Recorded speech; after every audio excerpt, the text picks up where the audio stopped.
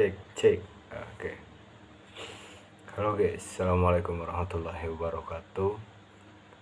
Om Swastiastu, salam sejahtera untuk kita semua ya kan. Bagi kalian yang baru bertemu dengan saya atau yang baru melihat saya, mungkin kita bisa kenalan dulu lah sedikit. Nama saya Ahmad Fauzi ya, dan saya membuat video ini tidak lain dan tidak bukan, itu hanya sebatas kegabutan saya sendiri. Dan juga kenapa judulnya saya buat curhatan seorang anak informatika gitu, itu berdasarkan pengalaman pribadi saya sendiri juga sih. Dan juga mungkin saja video ini yang saya buat sekarang bisa menjadi tolak ukur kalian yang ingin memulai karir ataupun ingin kuliah gitu kan, ke jurusan informatika, mau itu S1, mau itu D3, mau itu D2 dan yang lainnya, ataupun yang ingin belajar otodidak juga. Mungkin ini ada sedikit keluh kesah saya sebagai anak informatika dan mungkin bisa dijadikan acuan untuk kalian semua.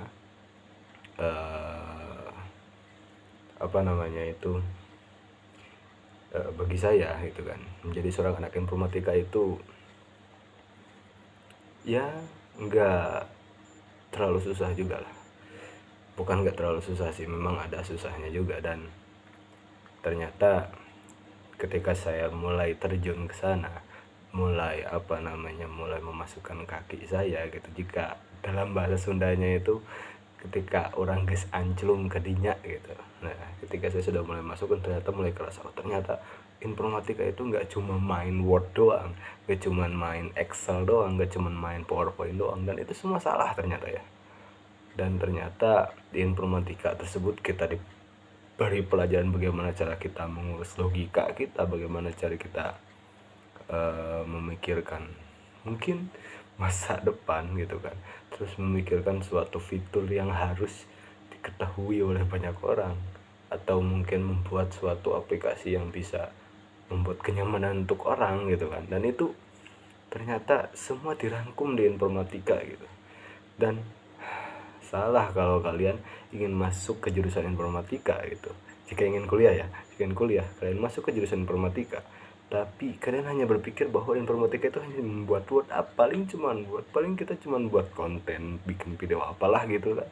Enggak bro, enggak, itu salah semua ya, itu salah. Dan ya, menjadi seorang anak informatika kalian tahu sendirilah, anak-anak informatika itu kebanyakan mereka hidupnya di malam hari dan berubah, yang tadinya orang biasa menjadi manusia nokturnal gitu kan ya kan. Jadi hidupnya di malam hari, mereka gak bisa gitu. Nggak tahu, ini pengalaman pribadi saya ya, ketika saya mulai ngoding, coding apalah itu, coding tugas, atau mungkin saya sekedar gabut ingin coding, belajar atau tidak juga gitu kan, itu enakan malam bos. Gak tahu, enakan malam ya, mungkin karena suasananya dingin, senyap atau gimana. Sebenarnya bukan itu, karena kalau lu udah fokus itu, kalau kamu sudah fokus ke dalam informatika, udah coding ya coding, yang lain tinggalkan gitu kan. Tapi yang saya rasa, kok jadi otak itu bukan otak namanya, jadi logika itu bermainnya itu malam hari gitu kan. Mungkin kalian sendiri pernah lah merasa galau atau gimana, itu kebanyakan pada malam hari kan. Ketika malam mau tidur, aduh ingat hutang, aduh ingat mantan, dan itu semua terjadi pada malam hari. Logika kita bermain pada malam hari bos. Atau mungkin di WC gitu kan, sambil rokok, udut, aduh gimana ya. Nah itu bos. Jadi kebanyakan dari kita anak-anak informatika itu, yang tadinya kayak anak-anak biasa hidup di siang hari gitu kan, ini dibalikan. Ketika malam hari kita mulai berpikir bos, dan aneh. Dan untuk di kampus saya sendiri itu kan, di kampus saya sendiri itu ternyata memang ada jadwal malamnya, yaitu sampai jam 8 malam lah. Ya masih pagi sih menurut saya itu. Aduh, sudah dianggap pagi bos, maaf lah. Ya, dan akhirnya terbiasa, kita ternyata ngoding di malam hari. Dan ternyata fakta di lapangan juga, saya ketika bertanya kepada senior-senior gitu kan, yang ada di luar sana yang sudah mulai bekerja, mereka bilang, ya Mad, kalau kamu bekerja di informatika, pasti pekerjaan kamu akan dilakukan pada malam hari. Dan itu benar, kebanyakan seperti itu. Dan itu menurut pengalaman pribadi mereka juga ya, dan pengalaman pribadi saya. Ini nggak bisa dijadikan acuan juga sih, karena ini suatu pengalaman pribadi gitu kan. Pasti ada bedanya lah kalian jika kalian masuk informatika. Dan informatika juga kan, mungkin nanti kedepannya kalau saya ada waktu atau kesempatan, saya akan coba sedikit menjelaskan di dalam informatika itu seperti apa. Dan ternyata khususnya saya akan menjelaskan di bagian perkodingan lah gitulah khususnya. Dan bukan apapun, itu cuman sebatas ingin belajar kembali, dan siapa tahu kita bisa mulai dari awal lagi gitu kan, sambil melihat dasar-dasarnya. Dan dasar-dasar dari codingan tersebut ada banyak, dan nanti mungkin akan saya jelaskan di video selanjutnya. Dan mungkin sedikit perhatian, warning untuk kalian yang ingin masuk ke informatika. Persiapannya itu yang pertama, logika kalian harus kuat ya, harus kuat. Yang kedua, jangan mudah ngeluh bos, jangan mudah ngeluh. Kenapa jangan mudah ngeluh? Karena ya sedikit error, dan errornya itu cuma gara-gara satu huruf, satu bentuk, satu variabel atau apalah itu yang terkadang buat kalian down, error merah, semuanya nggak bisa berjalan cuman gara-gara satu masalah. Dan mungkin yang ketiga, kalian banyak-banyak berdoa lah. Bukan sih, kalian banyak-banyak belajar lagi. Itu 3 dasar yang harus kalian punya dulu, dan itu sangat penting bagi saya gitu kan. Dan kerasa sekarang ketika saya mulai masuk informatika, ternyata informatika itu dunia bos, dunia. Kita membuat dunia yang baru bagi kita. Jadi ibaratnya beginilah, ketika lo mau buat suatu dunia kan, lo harus mikirin di dunia itu ada apa aja, terus orang-orangnya siapa aja, terus hewan-hewannya gimana aja ya kan, terus tema di alam dunia lu gimana gitu kan, apakah ada bintangnya, apakah ada gunungnya, apakah gimana kan.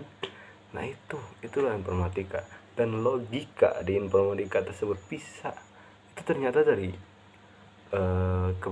bukan kebanyakan, mungkin hampir semuanya itu berasal dari dunia nyata bos. Seperti ya saya contohkan satu lah, if else gitu kan. If else di sana itu diambil dari pernyataan jika gitu kan. Jika kamu melakukan sesuatu, maka kamu akan mendapatkan hasil yang ini. Itu. Jika kamu mencuri, maka kamu akan ke neraka. Nah, seperti itulah. Contohnya dikit gitu kan. Jika kamu membuat meja dari kayu, maka meja tersebut akan kuat. Nah, seperti itulah. Itu logika yang akan dimainkan. Dan logika yang akan dimainkan lainnya mungkin ya khusus orang-orang desain gitu kan. Ketika kamu ingin membuat suatu bentuk sudut tanpa kelancipan, gimana caranya? Nah itu logika kan dipermainkan di sana. Dan ya sih, dari antara 3 yang tadi saya sebut, paling kuat tuh logika kalian ya, logika kalian. Tapi logika juga tidak akan berjalan kalau kalian tidak terus mencoba. Itu dia ya, harus terus mencoba, harus terus mengulang semuanya gitu kan. Dan jujur saja saya tidak punya basic juga sih di informatika awalnya, dan cuman bermodalkan niat dan tekad yang kuat gitu kan. Ternyata ketika sudah masuk, kata bahasa orang Sundanya mah kagok gitu, kagok anjing gitu, kagok cok, orang geus asup katinya. Eta masalah nama. Ketika kita sudah mulai masuk dan mencoba untuk naik ke permukaan itu kan, hanyat ya, itu sulit bos, sudah terlanjur masuk Anda, kenapa Anda enggak masuk lebih dalam lagi aja gitu kan. Percuma gitu kan, asup saeutik maneh kudu adus, mending asupkeun kabeh, bebaskeun kabeh, pugu-pugu da anger-anger kene adus. Gitulah muncik Sunda namanya. Itu untuk orang Sunda aja yang ngerti. Mungkin sekian dulu dari saya, mohon maaf jika memang kurangnya mengerti untuk orang awam. Sekali lagi ini sebesarkan kegabutan, saya ingin sedikit curhat juga gitu kan, membuat video ini. Semoga kalian sedikit sedikit terhibur lah gitu kan. Dan yang niat saya itu terhibur sih, bukan mendidik juga, terhibur dulu. Ketika kalian sudah terhibur, baru kalian bisa terdidik. Nah, itu prinsip saya dari dulu. Mungkin wassalam dari saya. Selamat berjumpa kembali dari video selanjutnya. Thank you.